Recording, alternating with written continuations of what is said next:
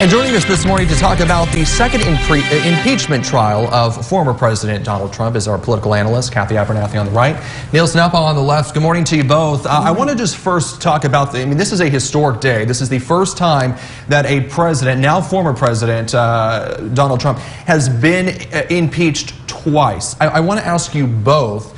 We've heard all the quotes on both sides. We've heard Republicans and people who do not believe that the impeachment moved forward and do not believe that the former president incited the insurrection at the Capitol last month say that he did mention in the speech leading up to the riot, saying that many people were going to be peacefully protesting at the Capitol. But then again, we have a lot of people who are saying that he should be convicted on inciting an insurrection because of what he said, saying that if you don't fight like hell, you're not going to have a country anymore, and you have to show strength and you have to be strong. So let's first just begin with you, Kathy. I think I know where you stand on this. You've talked about you do not believe that this impeachment should even happen. But what do you think? What do you think about what's happening today on Capitol Hill in the Senate as we prepare for testimony? Well, you know, this is a chance for the Senate to convict. The House makes a charge, the Senate has to convict. They didn't do it a year ago. I think we're at the anniversary of the House impeachment a year ago. But let's look at the situation. Even the Supreme Court is not participating. John Roberts, Chief Justice, is supposed to preside when the President of the United States is under impeachment. That's why impeachment was written and how it was to be set up. But that isn't what's going on today because Donald Trump is not the President. But even more important is that this is an issue on freedom of speech. Did his speech cause this? And you can't find a politician in this town or anywhere else that doesn't use these very same words to encourage people to go fight like crazy, but to go in with crowbars and everything else they went with, pre-planned. They weren't even listening to his speech. So that's another issue. Our Constitution is very careful to protect freedom of speech.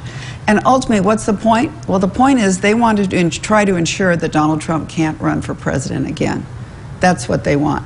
Well, I don't know why the House and Senate get to decide whether a person gets to run again unless they're the president and they're guilty of impeachable crime. So we're going after things here that aren't typical, and to blame a campaign event, which is what all these events are, and the fiery speeches that are given, and say that they're guilty of what people did who weren't even there, who were already at the Capitol.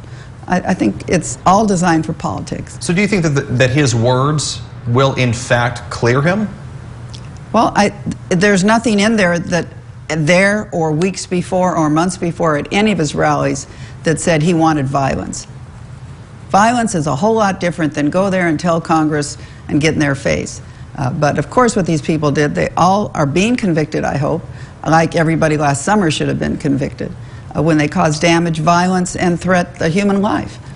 Neil, let me ask you, do you think that the former president's words on January 6th, do you think that's enough evidence to push for conviction? I think it's enough evidence. I don't think that there's going to be enough Republicans to come along to get it over the edge to actually convict in the Senate.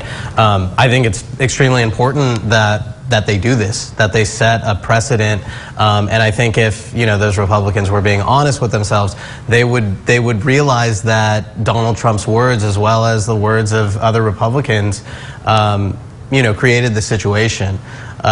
There was a reason that rally was held on January 6th. We talk about a campaign event when, what is he campaigning for now? What is he campaigning for now?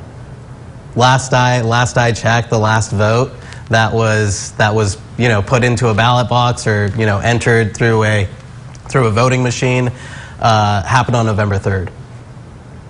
January 6th, right? That doesn't make any sense to me. So for him to rile up a group, say that this election is being stolen, saying that your democracy is being stolen, saying that you're going to lose your country if you don't come here on the 6th, if you don't participate in this. He may have not said, go and kill a police officer with a fire extinguisher at the Capitol. He may have not said those words, but his words incited that violence, incited a mistrust in our democracy.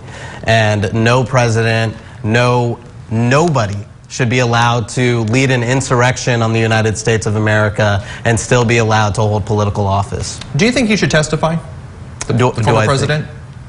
I mean, I can't give Donald Trump any legal advice. I think if he was an honest person, he likely would.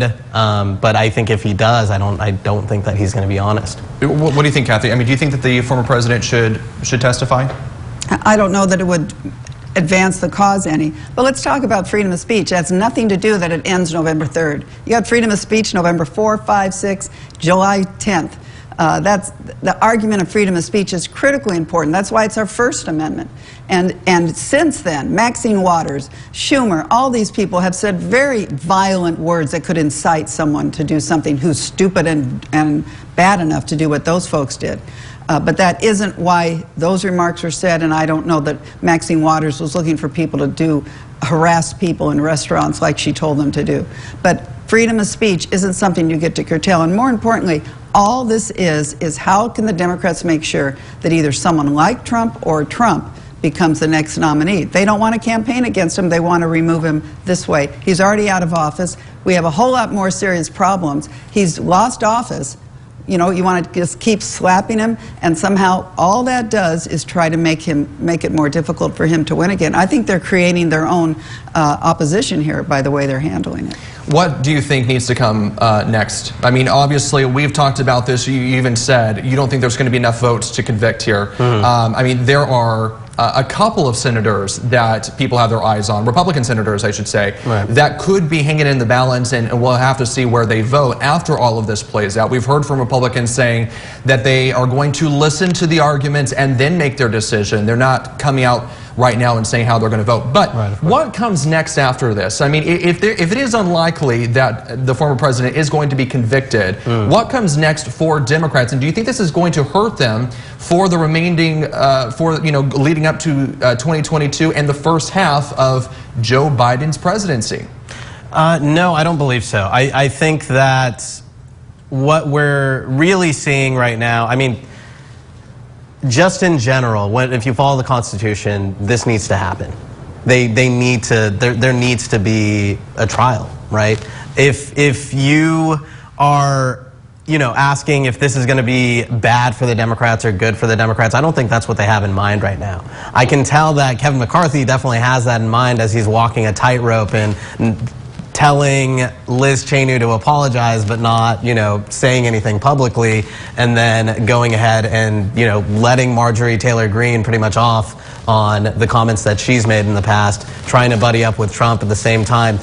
If anybody is really walking a tightrope here, if there is any, noticeable split in a party, it's in the Republican Party. And I've said this before, the saying goes that Democrats fall in love, Republicans fall in line, but a lot of Republicans have fallen in love with this president, and it's creating problems for them right now in figuring out how to bring the party back together and be competitive in 22. And Kathy, we are kind of seeing that, again, we're doing this again. This is the second impeachment trial, and one thing that is different is the impeachment vote was bipartisan. You had Republicans that voted for impeachment more than originally thought.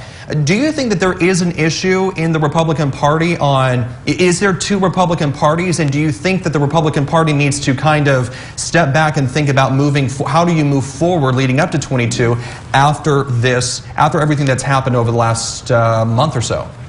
Well, let's see, there were 10 Republicans out of 211. That's not a big split in the Republican Party that voted that way. So that's not, I hear only from Democrats and the media that the Republican Party is split. That isn't going on. We have 4 years here ahead of us till the next presidential. We have a lot of campaigns in between, but there's nothing split here. It's not that there's going to be a Republican Party that's allegiance is to one person and not to anybody else. There is room for all of it. It's the policies of Donald Trump, and that's something that a lot of the analysts don't want to admit. It's the policies of Donald Trump that created a majority in this country and now has created at least 73 million that stick with it. So policies matter. People actually vote that way. And you can cover it up with what color his hair is or anything else. He was a spokesman for policy, and policy that we agree with. All right, and of course we should mention that the trial begins today. 32 hours of argument, 16 hours for both sides, and this could go into the weekend, so we'll be watching it closely. I know both of you will be watching it closely as well, and we'll have more from you later. Thank you both for coming in. Do appreciate it. And we're going to take a quick break. We'll have a look at your forecast next.